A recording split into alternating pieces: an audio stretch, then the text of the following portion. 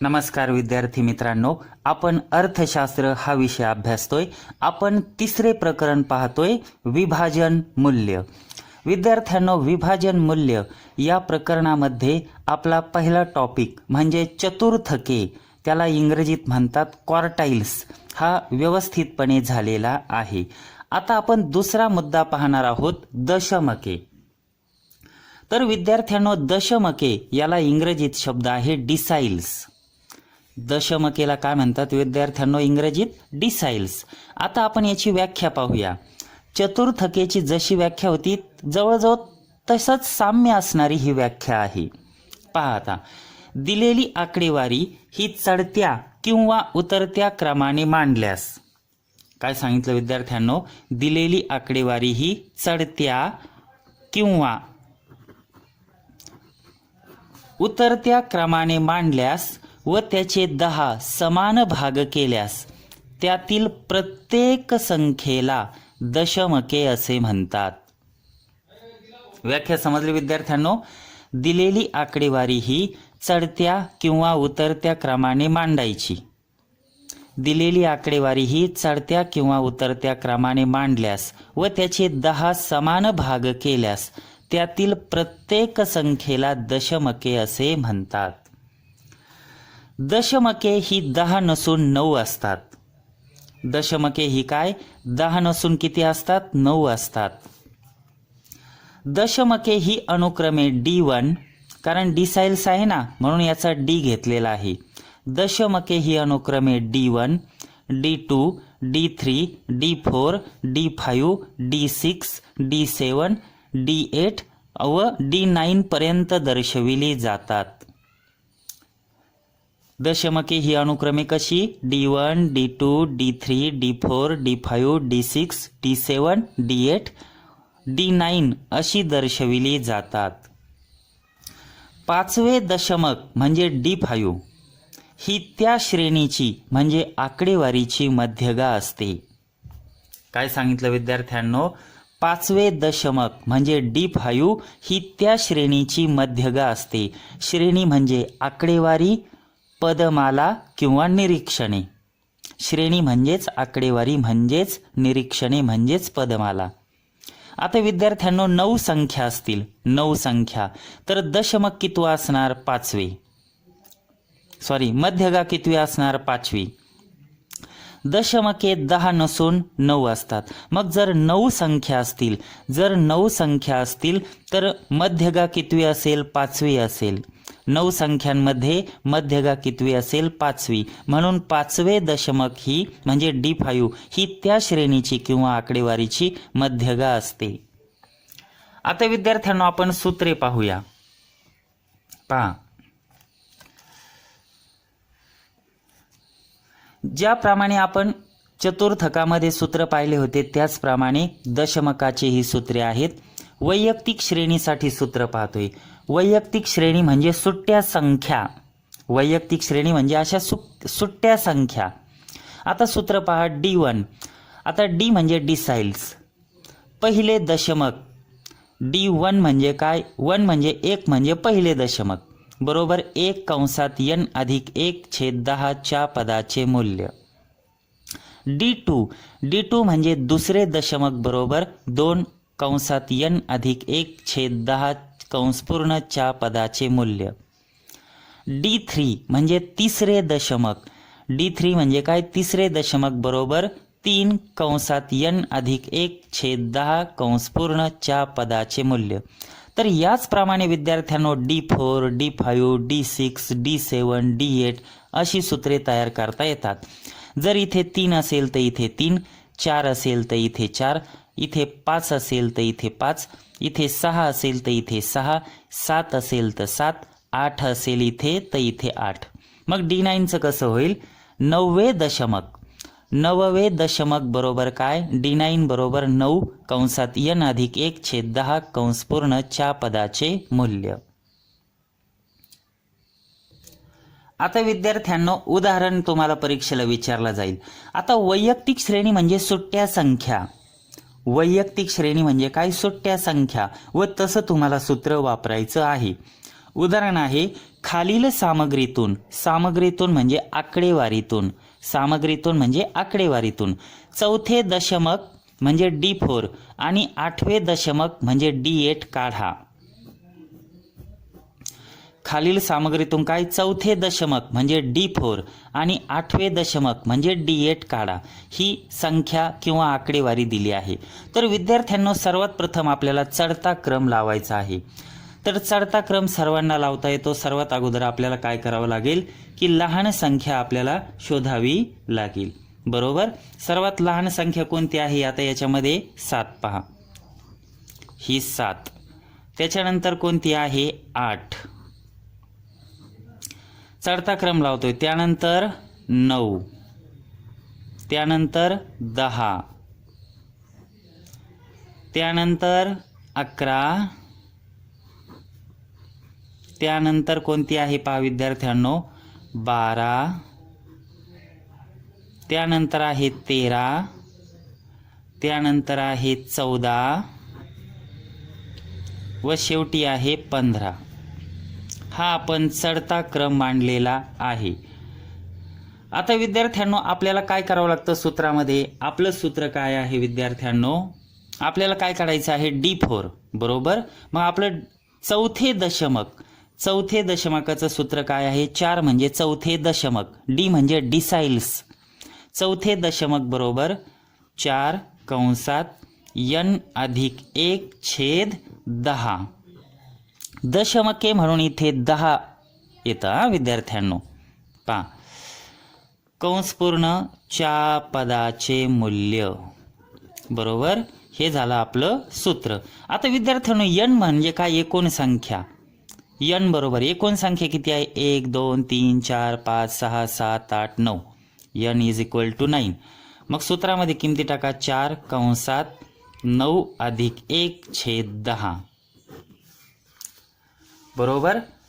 बरोबर 4 कंसात 10/10 बरोबर 10 1 10 बरोबर 4 गुणिले 1 बरोबर 4. आता विद्यार्थ्यांनो काय आहे, च्या पदाचे मूल्य म्हणजे चौथे पद शोधायचे आहे आपल्याला. 1 2 3 4 चौथे पद येतंय 10. पहा 4 च्या पदाचे मूल्य किती आहे विद्यार्थ्यांनो, 1 2 3 4 10 आहे. आणि म्हणून लिहायचं विद्यार्थ्यांनो D4 इज इक्वल टू किती 10 10 म्हणजे D4 बरोबर 10. चौथे दशमक किती आलेले आहे 10.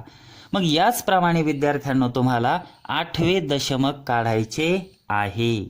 समजलं सर्वांना. आता विद्यार्थ्यांनो आपण दुसरं उदाहरण पाहतोय वैयक्तिक श्रेणीचं, फाइंड D8. तर विद्यार्थ्यांनो मराठी मीडियम असल्यामुळे तुम्हाला मराठीतून येईल. प्रश्न असा विचारला जाईल की खाली दिलेल्या आकडेवारीतून आठवे दशमक काढा. खाली दिलेल्या आकडेवारीतून आठवे दशमक काढा. पण मी काय केलेलं आहे की इंग्रजीतून शॉर्टकटमध्ये सांगितलेलं आहे. हे सोपं जातं. फाइंड D8 म्हणजे आठवे दशमक शोधा. आठवे दशमक शोधा. आता विद्यार्थ्यांनो ही आकडेवारी दिलेली आहे, ही पदमाला दिली आहे किंवा श्रेणी म्हणा. श्रेणी म्हणजेच आकडेवारी म्हणजेच पदमाला. तर सर्वात अगोदर काय करायचं आहे, आपल्याला चढता क्रम लावून घ्यायचा आहे. तर मी काय केलेलं आहे, अगोदरच चढता क्रम लावलेला आहे. मी काय केलं, अगोदरच चढता क्रम लावलेला आहे की जेणेकरून आपला वेळ वाचावा म्हणून. आता विद्यार्थ्यांनो n आपल्याला n लागतो ना. n बरोबर किती आहे, एकूण संख्या पहा 1 2 3 4 5 6 7 8 9 10. n बरोबर 10. आता समअंकी संख्या आली म्हणजे आपलं उत्तर पॉइंटमध्ये येणार. बरोबर. आता D8 काढायचं आहे. आठवे दशमक D8 बरोबर 8 कंसात n अधिक 1/10 कंस पूर्ण च्या पदाचे मूल्य. सूत्र समजलं. D8 is equal to 8 in bracket n+1/10 bracket complete च्या पदाचे मूल्य. जर इथे 7 असेल तर इथं 7 येईल, इथे 2 असेल तर इथं 2 येईल. बरोबर. सूत्र सगळ्यांच्या पाठ झालं. 8वे दशमक, इथे 8 तर इथे 8 येईल. आता सूत्रामध्ये किमती टाका विद्यार्थ्यांनो. 8 n किती आहे आपला 10, n 10 आहे. 10 अधिक 1/10 याच्या पुढेच लिहितो म्हणजे तुम्हाला दिसेल. बरोबर 8 कंसामध्ये काय येईल आता 11/10. बरोबर विद्यार्थ्यांनो. आता आपण खाली घेऊया पहा. 8 गुणिले 11/10 पहा. आता विद्यार्थ्यांनो 11 8 88 सरळ सरळ करा. 88/10 बरोबर. आता 88 भागिले 10 बरोबर किती येतात पहा. 10 8 80 बरोबर. 8ला भाग जात नाही म्हणजे इथं पॉईंट येईल, एक त्याला शून्य दिला. 10 8 80 8.8. आता 8.8 अशी अपूर्णांकात संख्या आलेली आहे, पूर्णांकात नाही. मग आता 8वे पद कोणते आहे. 8च्या पदाचे मूल्य 1 2 3 4 5 6 7 8 18 आहे विद्यार्थ्यांनो. मग इथं आपल्याला वेगळं सूत्र वापरावं लागेल. तुम्हाला चतुर्थकामध्ये मी सांगितलं होतं. आता इथे येईल 8वे पद म्हणजे 8च्या पदाचे मूल्य. च्या पदाचे मूल्य म्हटलंय ना. मग 8च्या पदाचे मूल्य किती आहे विद्यार्थ्यांनो 18. इथे 18. आता 8वे पद अधिक 8 आपण बाजूला काढले 0.8 राहिले 0.8. 8वे पद काढले ना आपण 18 हे पहा. अधिक 0.8 0.8 इथे गुणिले ही जी संख्या येते विद्यार्थ्यांनो याच्या पुढच्या संख्येतून ही संख्या वजा करायची असते. म्हणजे 8वे पदाच्या पुढे कोणते आहे 9वे पद वजा 8वे पद असं करावं लागेल. मग हे आहे विद्यार्थ्यांनो 9वे पद गुणिले काय होईल मग 9वे पद वजा 8वे पद. कसं केलेलं आहे विद्यार्थ्यांनो. आपलं हे अपूर्णांकात उत्तर आलेलं आहे. 8च्या पदाचे मूल्य म्हणजे 8वी संख्या आहे 18. हे पहा 18. आता राहिले 0.8 0.8 राहिले ना. 0.8 म्हणजे 0.8 हे आपण इथे 0.8 केले गुणिले ही जी संख्या असते 8 हे 8वे पद. तर याच्या पुढच्या पदातून हे पद वजा करायचं असतं म्हणजे 9वे पद वजा 8वे पद. 0.8 गुणिले 9वे पद वजा 8वे पद. 9वे पद किती आहे विद्यार्थ्यांनो 19 वजा 8वे पद किती आहे विद्यार्थ्यांनो 18 बरोबर. बरोबर 18 अधिक 0.8 गुणिले 19 वजा 18 बरोबर 1. आता विद्यार्थ्यांनो आपल्या गणिताचा नियम काय सांगतो. अगोदर आपल्याला गुणाकार करावा लागेल बरोबर. म्हणजे 18 अधिक 0.8 गुणिले 1 म्हणजे तेवढी संख्या राहील 0.8 राहील बरोबर. काय येईल 18.8 असं उत्तर आपलं येईल. मग इथे तुम्ही म्हणा D8 is equal to 18.8. D8 बरोबर 8वे दशमक बरोबर 18.8. आलं लक्षामध्ये विद्यार्थ्यांनो.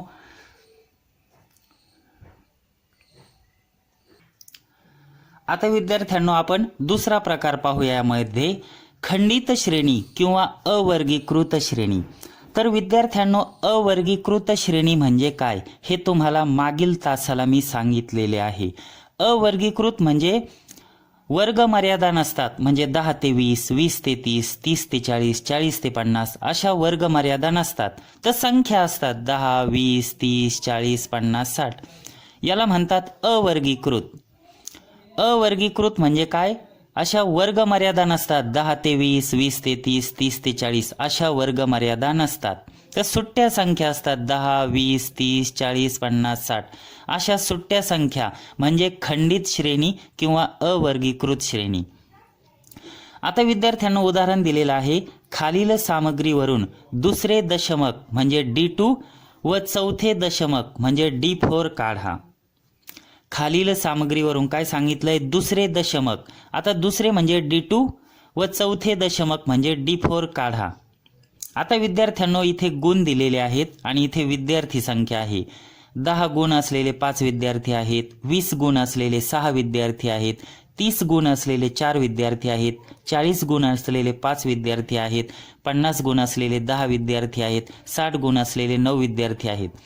तर आपल्याला काय करायचे विद्यार्थ्यांनो, हे क्लास लिमिट नाहीये, ह्या संख्या आहेत. हे जे गुण दिलेले आहे ना विद्यार्थ्यांनो, हे एक्स आहे संख्या, व संख्येसमोर त्याची असते वारंवारिता. ही जी विद्यार्थी संख्या आहे म्हणजे ही वारंवारिता आहे, त्याला इंग्रजीत म्हणतात फ्रिक्वेन्सी. तर हे आपल्याला उभ्या सारणीमध्ये, सारणी म्हणजे तक्ता किंवा कोष्टक, सारणी म्हणजेच काय, तक्ता किंवा कोष्टक, तर उभी सारणी आपल्याला तयार करावी लागणार आहे. तर डाव्या बाजूला आपण म्हणूया संख्या, संख्याला म्हणतात विद्यार्थ्यांनो एक्स, आणि संख्येसमोर असते त्याची वारंवारिता. हे पहा त्याची वारंवारिता, वारंवारिताला काय म्हणतो आपण, फ्रिक्वेन्सी एफ. त्यानंतर आपल्याला संचित वारंवारिता काढावी लागणार आहे, संचित वारंवारिता. पहा आता संचित वारंवारिताला आपण म्हणतो काय, सी एफ, बरोबर. आता विद्यार्थ्यांनो हे जे गुण म्हणजे संख्या दिलेल्या आहेत व त्याची वारंवारिता ते समोरासमोर लिहून घ्या. 10 5, 10 5, 20 6, हे पहा 20 6, 30 4, 30 4, 40 5, 50 10, 60 9. पहा जमलं. आता सर्वात अगोदर काय करायचं आहे विद्यार्थ्यांनो, आपल्याला वारंवारितेची बेरीज करून घ्यायची आहे. कारण आपलं सूत्र वैयक्तिक श्रेणीचं सूत्र यासाठी वापरावं लागतं. अवर्गीकृतसाठी आपल्याला वैयक्तिक श्रेणीचं सूत्र वापरावं लागतं, बरोबर. मग आपल्याला n काढावा लागतो. मग n म्हणजे एकूण संख्या, n बरोबर समेशन f. समेशन म्हणजे बेरीज, f म्हणजे फ्रिक्वेन्सी, वारंवारितेची बेरीज. n is equal to summation f, बरोबर. बेरीज किती आहे, 5 आणि 6 11 आणि 4 15, 5 20 आणि 10 30 आणि 9 39. पहा आता संचित वारंवारिता काढूया. इथे 0 आहे असे गृहीत धरू. 5 अधिक 0 5, 5 अधिक 6 11, 11 अधिक 4 15, 15 अधिक 5 20, 20 अधिक 10 30, 30 अधिक 9 39. ही आणि ही संख्या मॅच झाली म्हणजे आपलं हे बरोबर आलेलं आहे. आता विद्यार्थ्यांनो आपल्याला काय काढायचं सांगितलेलं आहे त्यांनी, की दुसरे दशमक. आता आपण दुसरे दशमक काढूया. पहा सूत्र आहे विद्यार्थ्यांनो D2 बरोबर म्हणजे दुसरे दशमक 2 कंसात n अधिक 1 छेद 10. 10 म्हणजे दशमक, च्या पदाचे मूल्य. सुरुवातीला च्या पदाचे मूल्य लिहायचं हा, बरोबर. पहा 2, n किती आलेला आहे विद्यार्थ्यांनो, 39 अधिक 1 छेद 10, बरोबर. समोरच लिहितो हा, म्हणजे स्क्रीनवर तुम्हाला व्यवस्थित दिसेल. 2 39 अधिक 1 किती, 40, 40 छेद 10, बरोबर. खाली घेतो आता. 2 गुणिले 10 1 10, 10 चौक 40, 2 गुणिले 4 बरोबर किती आलेला आहे विद्यार्थ्यांनो, 8. आता विद्यार्थ्यांनो 8 ही संख्या संचित वारंवारितेत कोणत्या संख्येत सर्वात प्रथम येते, तर 8 ही संख्या संचित वारंवारितेत 11 या संचित वारंवारितेमध्ये प्रथम येते, प्रथम येते, बरोबर आहे की नाही. 8 ही संख्या काय, 11 या संचित वारंवारितेत सर्वात प्रथम येते असं लिहावं लागेल, बरोबर. आणि म्हणून काय म्हणायचं मग, 11ची संलग्न संख्या ही वारंवारिता आहे, ही संख्या नाही. 11ची संलग्न संख्या म्हणजे सर्वात डावीकडे संख्या 20 आहे, म्हणून 11ची संलग्न संख्या किती आहे विद्यार्थ्यांनो, 20 आहे. म्हणजे हे झालं आपलं दशमक, हे झालं आपलं उत्तर. म्हणून D2 इज इक्वल टू 20, दुसरे दशमक बरोबर 20. याच पद्धतीने विद्यार्थ्यांनो आता तुम्हाला काय D4 काढायचं आहे. लक्षात आलं. D4 D2 आपण म्हणजे दुसरे दशमक किती 20 आलेलं आहे. याच पद्धतीने तुम्ही आता चौथे दशमक काढा. म्हणजे विद्यार्थ्यांनो ही जे 20 आहे ना, हे आपलं झालं दुसरे दशमक. बरोबर.